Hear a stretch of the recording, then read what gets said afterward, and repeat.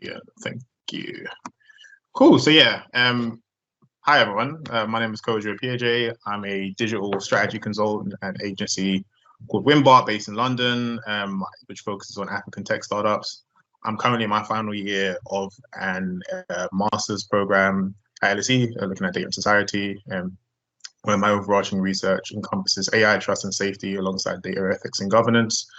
My focus is on designing and implementing AI technologies within the African context. And additionally, I'm an AI governance fellow for the Aquino Institute, dedicated to advancing fairness and integrity of AI technologies in the Global South, which is where I'm at.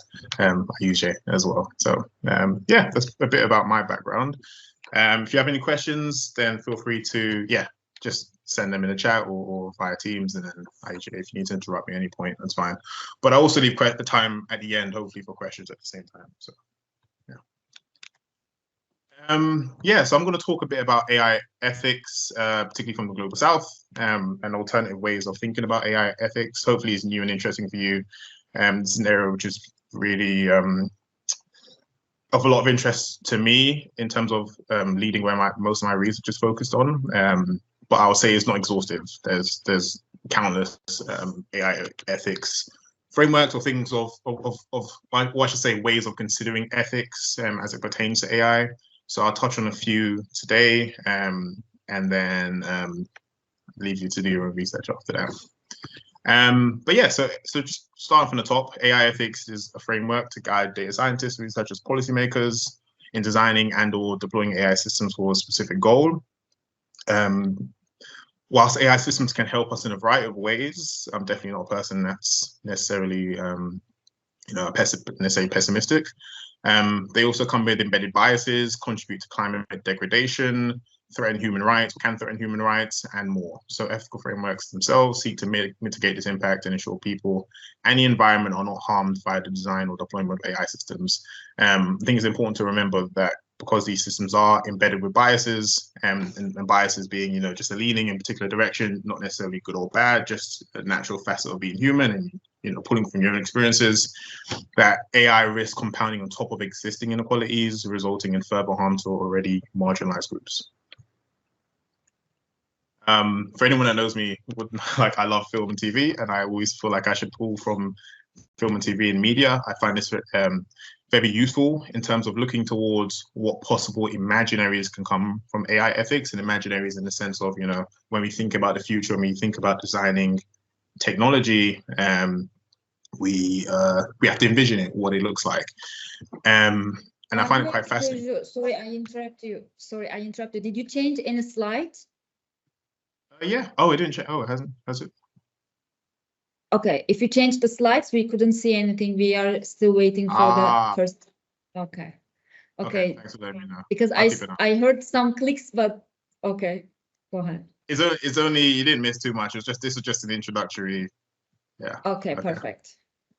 And then, but yeah, so film, I'm glad you stopped me because this is an important slide for me to talk about. But yeah, so film and TV shows, and just looking at how they can influence the ways we consider ethics. So in these examples I have here, each of these machines, again, robotics, we think about artificial intelligence, so robotics is also within that space. Each of these sort of machines, forms of AI here, operate on different value systems. So some of them are more similar than others. So for example, this red eye here is known as Howard from the film 2001: A Space Odyssey. And then the machine hanging below it, GLaDOS, is from a game called Portal. Both kind of embody the killer robot archetype, but they have different goals. For example, they have different ethics. One sees humans as interfering with its primary mission. The other is just sort of sadistic and lacks morality. To the bottom left, we have Ava from Ex Machina, who herself is a moral agent with her own agenda and desires. She can manipulate people. Then you have Robocop, and to the bottom right, robotic cyborg, whose design prevents him from being able to.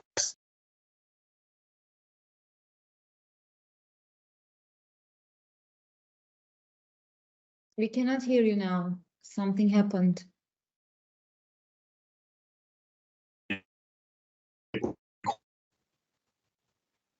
Are you there? Yeah, am I back? Yeah, you backed. Hey, sorry, am I back? I think cut out for a second. We can hear you now. Yeah. Okay, cool. All right. I'm not sure where it cut off, but just to say, these forms of media capture the different ethical values embedded in machines based on the stories we want to tell. So they're based on the experiences we have and the goals we think are paramount. Things like freedom, safety, security are subjective and interpreted differently by writers and directors, as with developers and policymakers. And like in our imaginaries of robotics, of AI systems without personalities, they can impact the world in nuanced ways, depending on their ethics, which guide their design and deployment. Ha, 3,5 sınav mı var? Tamam. Okay, I'm gonna go, sorry, give me a second. Okay.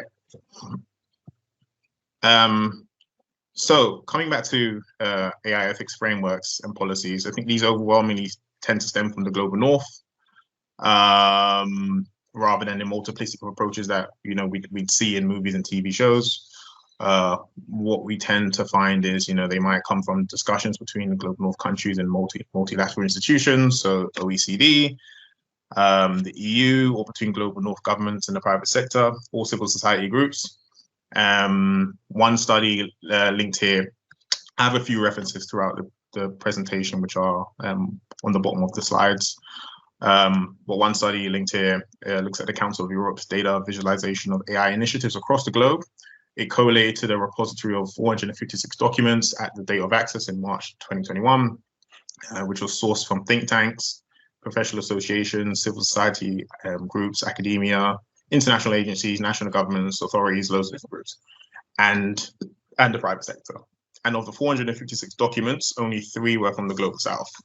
So it leads one to ask, like, how appropriate are the ethics frameworks that we currently have for determining how the ethics of these technologies and how they impact the wider world?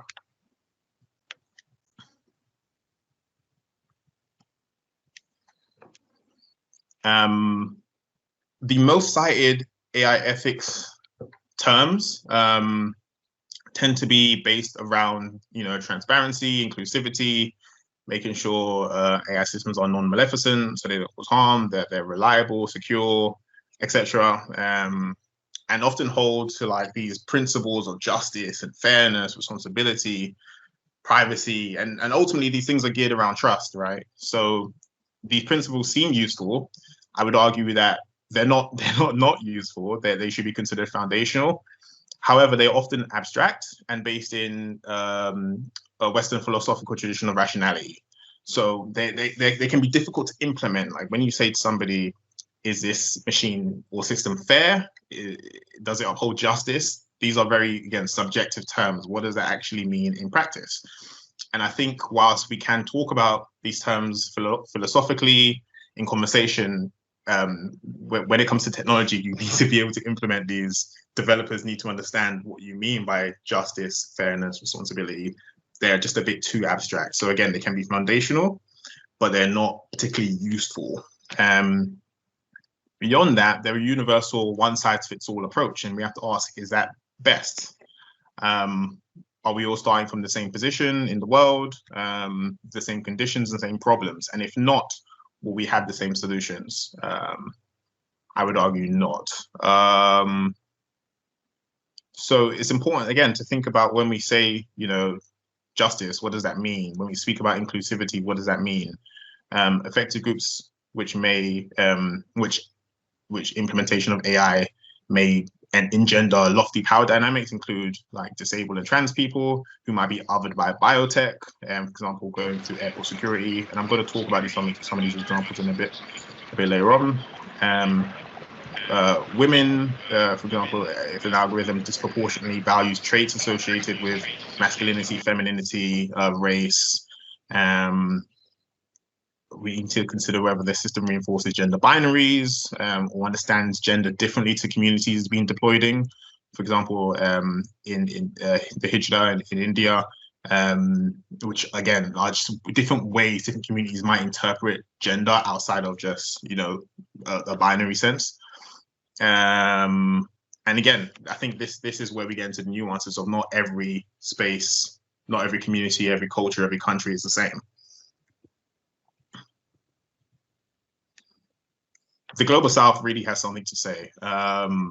I've pulled together, basically, there are a few different AI benchmarks, which kind of look at, you know, how different countries are progressing in AI initiatives, AI strategy across the world.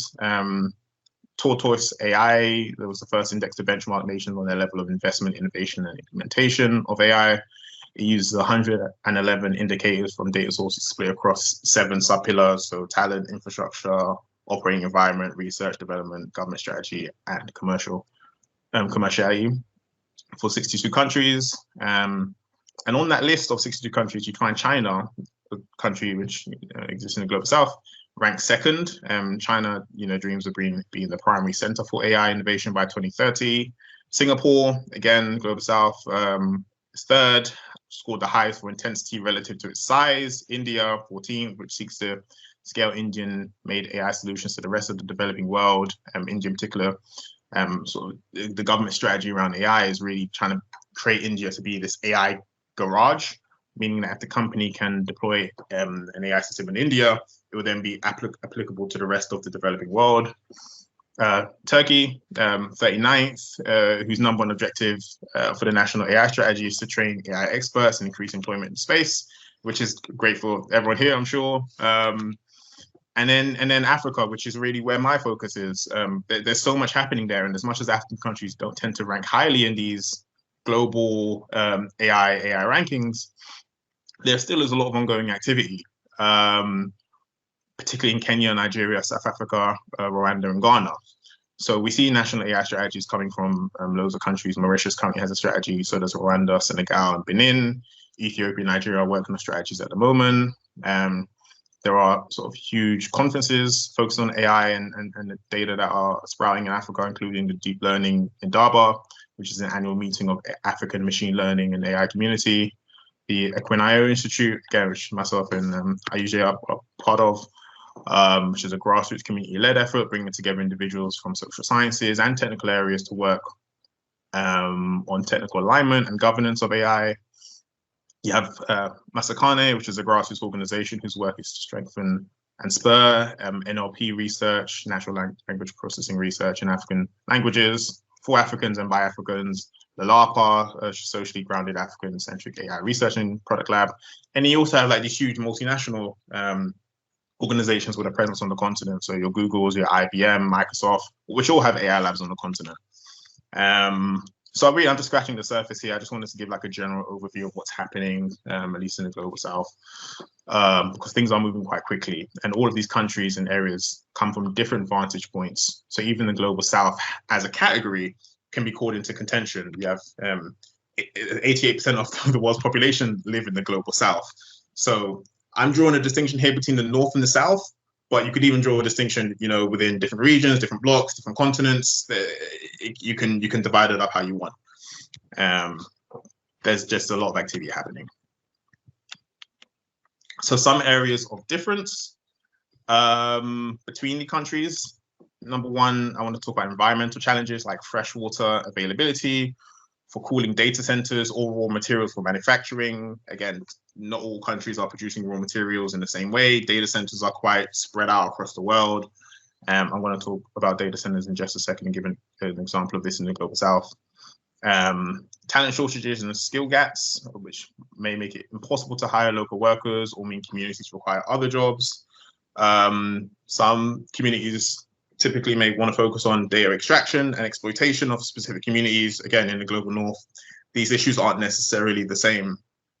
Countries which have been ravaged by colonialism would really care about their data extraction and controlling their data.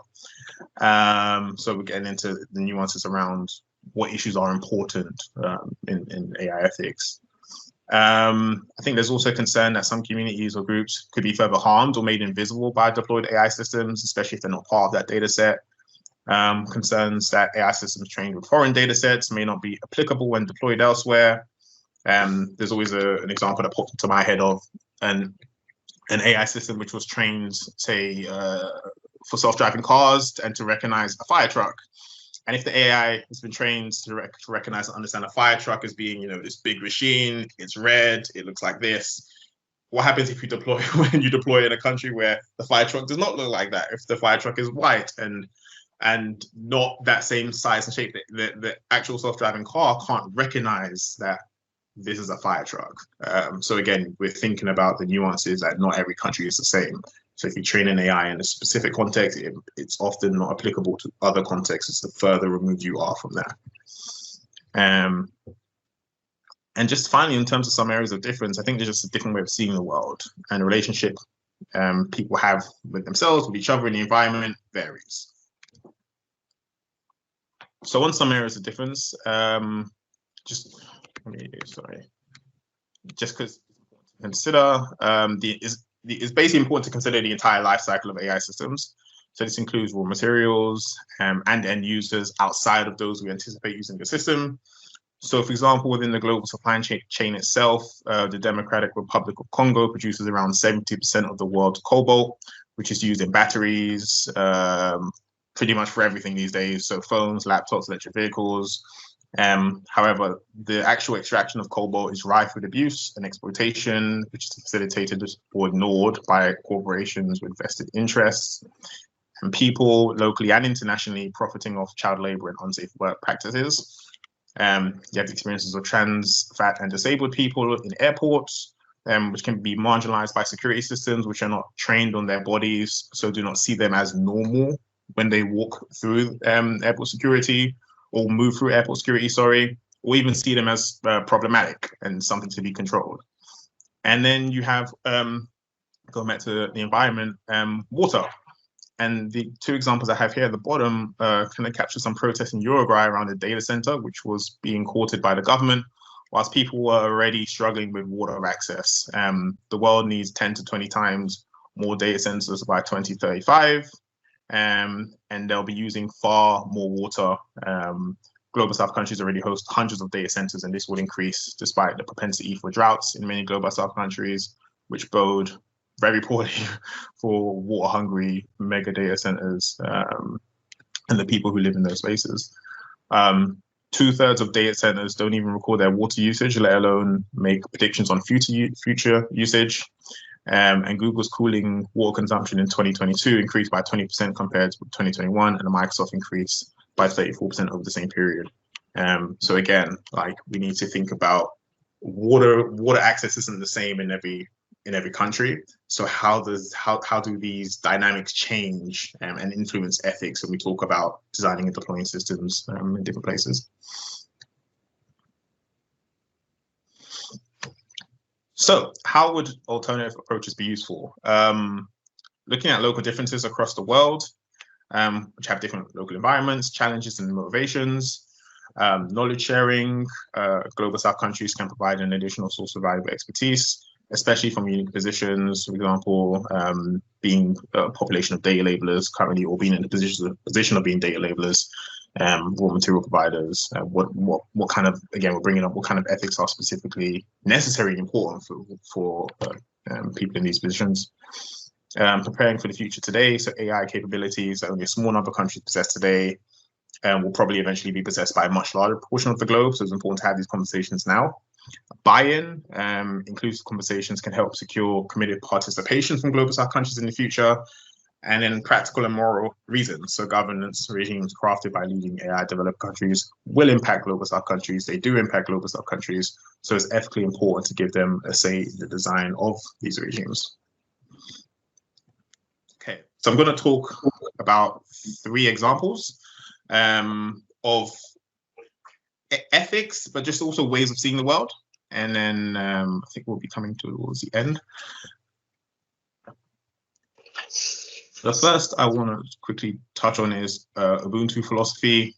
This originated in the Bantu and Xhosa people of Southern Africa. It was made globally popular by Nelson Mandela and Desmond Tutu, and this quote summarizes Ubuntu philosophy quite succinctly, which is essentially the spirit of Ubuntu is a profound African sense that humans are only human sorry, let me start again, the profound African sense that we are human through humanity of other human beings. It's not a parochial phenomenon, but has added globally to our common search for a better world.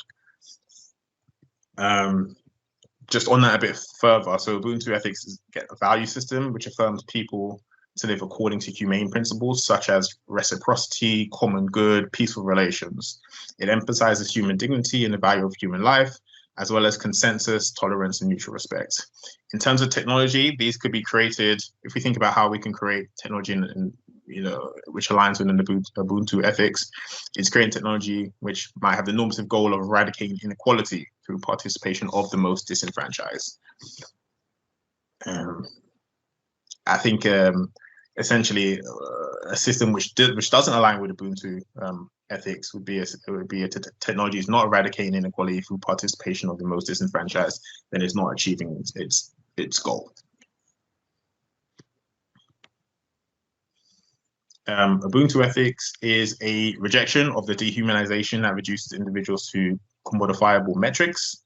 So the Ubuntu ethics approach could include stipulations on AI systems being compassionate, equitable, relational, which again extends far beyond, the previously mentioned notions of secure, fair, reliable. It's an entirely different way of considering something to be trustworthy or untrustworthy.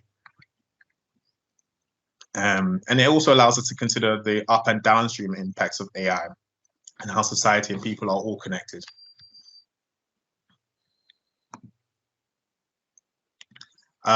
This lovely place is not real. It's not an actual city. It's the fictional city of, well, I can't actually recall the name of the city. It's Wakanda. For anyone who's seen Black Panther, Red Black Panther, the Marvel film, this is a still from there. And it leads us into talking about Afrofuturism. So Afrofuturism is a cultural aesthetic and build up of the collective efforts of writers, musicians, artists, curators of African descent. It combines art, science, and technology to imagine alternative futures for Black people of color in particular, who were so often marginalized in sci-fi and the imaginaries of the future. And it focuses essentially on seeking to build worlds in the future that does not contain physical and mental violence or trauma, objectification, invisibility, or alienation. So it offers alternative ways where we might consider how to challenge power dynamics embedded in technology and AI, and how we can engage with it in meaningful ways, and how our work impacts the future in terms of data excluding groups or the environmental impact of data in centers and jobs. Here are some examples from Afrofuturism. Again, it's a cultural aesthetic, so it doesn't initially start off as an ethics, but you can apply an ethics, you can take away an ethics from Afrofuturism based on the common themes that we see in the media representations of it. So I'm not going to go through all of these. These are just some examples of Afrofuturism itself. To the bottom right actually is Octavia Butler, an amazing science fiction writer, who I would highly recommend. And then to the bottom left is Sun Ra, who's widely credited as being sort of the godfather of Afrofuturism, who produced these like really jazzy, spacey sounds, to his description, to help transport like Black people away, just as during segregation in America, from the struggles of segregation to a better world, a more imaginative space that, you can forget about your troubles, you can forget about strife in the world, you can be a bit at peace and at ease, and enjoy it. And I'll play just a segment of this if I can, maybe just like a few seconds. Oh. Outer space is a pleasant place, a place that's really free. Okay, so that's that. I love this song so much. I'm actually always playing it. But it's called Space is the Place. So Afrofuturism as a cultural aesthetic, as mentioned, it centers around creating innovative systems, digital and otherwise, which are inclusive, liberatory, and foster connections. In practice, as it pertains to AI ethics, this could look as simple as increasing collaboration opportunities So engaging in open source projects, establishing feedback loops with communities AI is deployed in, because again, we're building connections to people, and it's focused a lot on connections and communities. We're even designing AI with freedom from alienation in mind. Alienation in terms of, your life needs to be more than just making money to survive. Again, we're talking about connection, we're talking about freedom, we're talking about love, joy, things like that. So it's AI helping to achieve these specific goals. I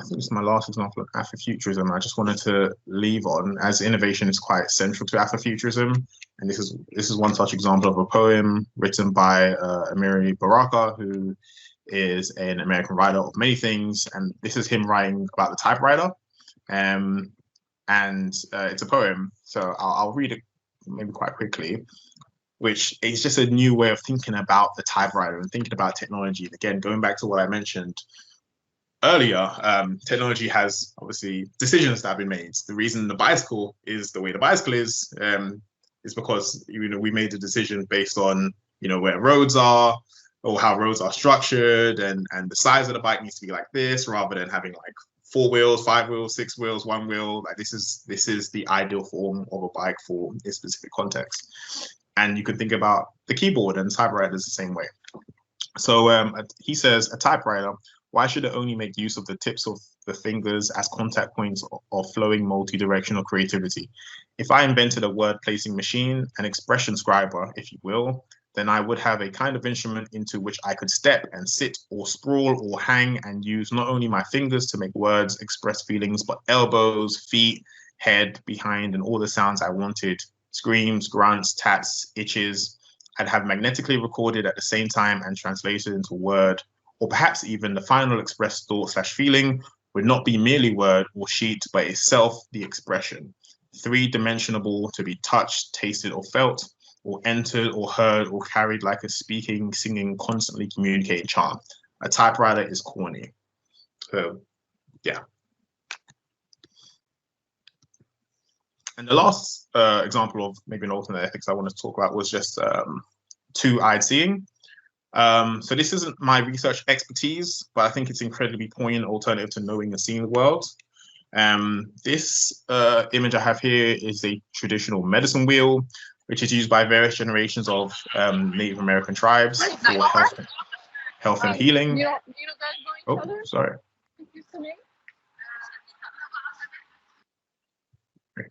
I solved it. Sorry. Yes, it's okay. So yeah, it's used by various Native American tribes for health and healing, and it embodies the 4 directions as well as Father Sky, Mother Earth, Spirit Tree, all of which symbolize dimensions of health and the cycles of life. So its structure itself actually demonstrates the importance of balance and interconnection, incorporating the social, metaphysical into considerations on physical health. Kojo, I have a question here. Actually, I have a question here, and actually I have no idea that this chart before that you showed us, I think the previous slide, the two-eyed. When I was in Toronto a couple of weeks ago, I was see the same colors and same chart as a flag of the Inuits in the Canada, how can I say? Inuit is the right word, I guess. I couldn't find another word to explain my situation, but it is related to them, or it is another stuff, but they use the same chart and same colors. Actually, I saw as a flag, there was no explanation on them, but my sister explained me this flag coming from the Inuits in the Canada, like old people there. So that's why I just wondered that, because probably it is related to similar stuff, if you know that. Yeah, I think so. I mean, I can't speak for definite, but I'd imagine it was, because the medicine wheel itself is used by by many Native American tribes, and specifically, I think the approach I'm mentioning actually it mentions two First Nations people who are in Canada as something they advance. So it wouldn't surprise me basically to that they're connected. Yeah, I think so. Okay, thank you. Cool. Okay. So so two ways seeing I've had here is like a balanced approach, which advanced by Canadian Indigenous leaders, notably Mi'kmaq elders Albert and Moderna Marshall.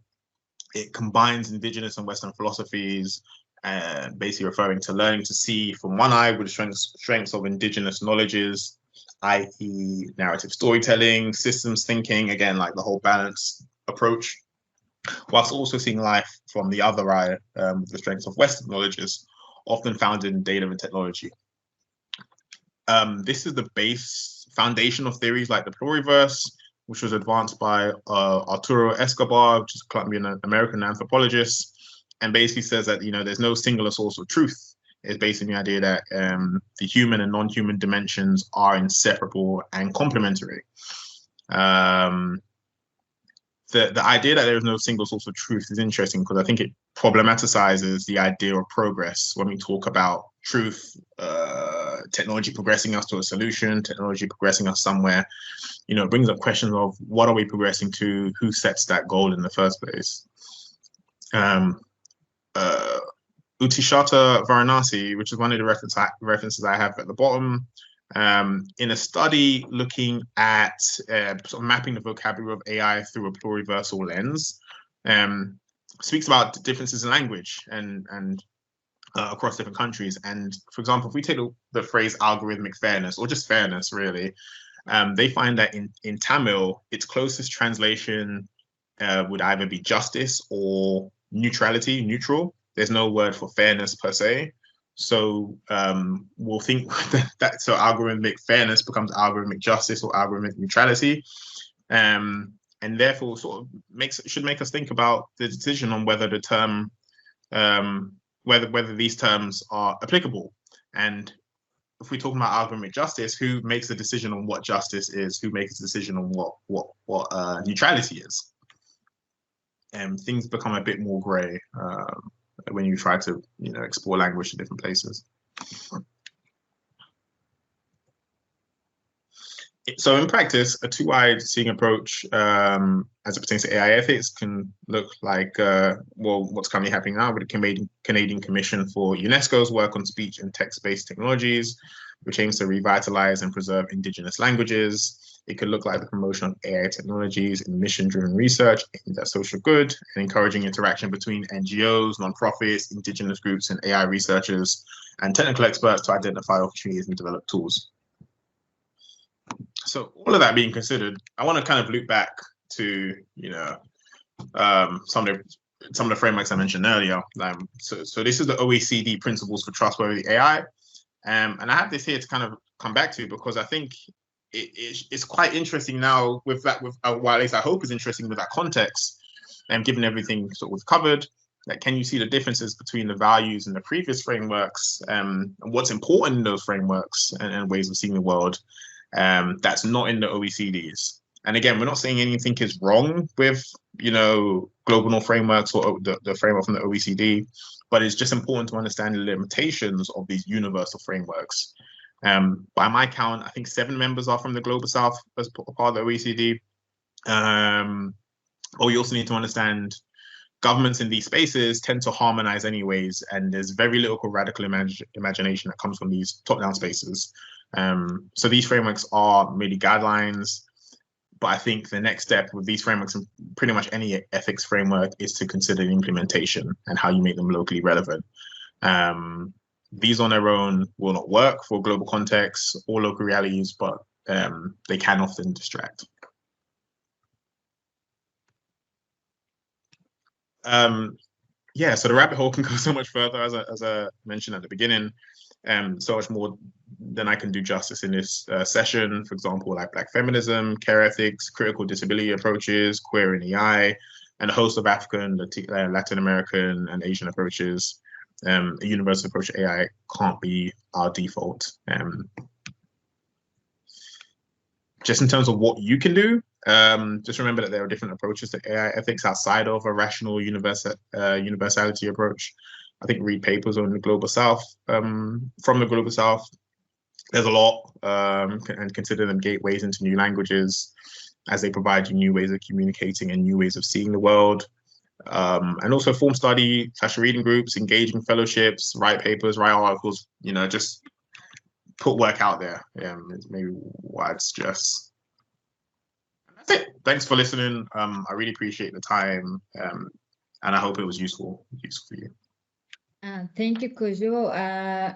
Actually, it was mind-blowing for me, because some of the definitions I have never think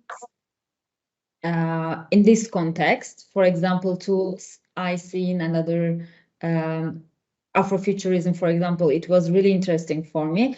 But I have a question. It is not kind of a question. People saying thank you from the chat box. By the way, students, if you have any question, please raise your hand, and I will go for first question. While you are explaining the situation for Global South, especially the some of the countries and people suffering for reaching healthy water, or I don't know, this kind of limitation there.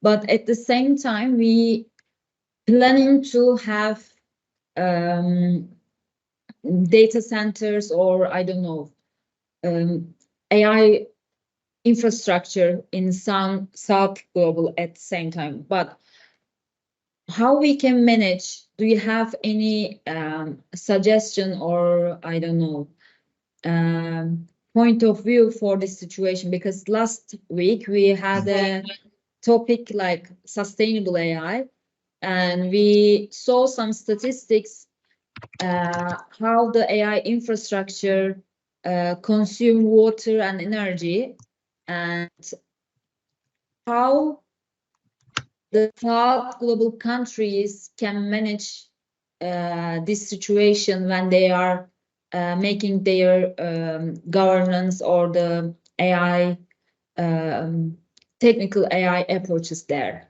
This is my first question. Yeah, thank you. Yeah, it's a good question to start with, to be honest, because I mean, how do you do these things right in practice? I guess the first thing that pops into my mind really is, the governments need to have more stronger conversations with the populace and the communities, particularly I think when you are, say, considering like a data center, which is very resource intensive. It doesn't really make sense to me, anyways. If your community is struggling with water access, to then court a data center, which is going to harm that even further, without making adequate, we're coming up with adequate solutions for addressing that for the population. I think it comes down to how governments prioritize, say, economic activity and investment, and typically we might end up courting a lot of multinationals and to set up either labs or data centers or offices in the country, but sometimes that's just not what's good for the local population. So I think starting with having a conversation about needs is good. I think also I would add that, and this one is tricky. So it's almost like you need to be like frank with these organizations and multinationals when they come into your country about what you need, right? And leverage your ability to influence them. So I think recognizing, for example, Google Accra, setting up an office in Ghana, like there's a reason Google's coming to Ghana, or IBM in Kenya, there's a reason IBM's in Kenya. And that can be some leverage in trying to influence how those companies invest in the community, right? So I think if you are going to have a data center set up in a country which is already struggling with water, can the multinational either invest or contribute towards establishing better water facilities or stronger water facilities, more robust water facilities for the local population? I think maybe doing some of that negotiation would be helpful. Every context would be different. And I just come back to, sometimes it's just not possible and sometimes it's just not good for your community, really. So, yeah. Yeah, thank you very much for sharing your opinion according to this topic. And two students have questions. First,